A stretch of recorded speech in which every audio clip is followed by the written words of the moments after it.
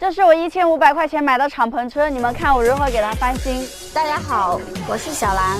这个车真的好破好破呀，这个充电口的盖子都没有了，这样子下雨很容易被触电的。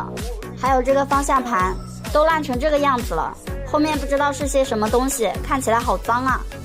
我先给它把方向盘拆掉，然后把这些壳子都拆下来喷漆，这活来更有劲。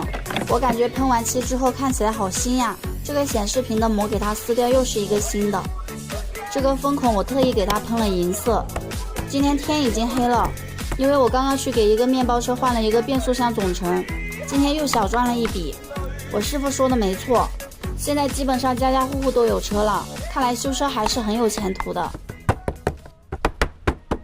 哇塞，白色配黑色，好好看呀！你们帮我想一下外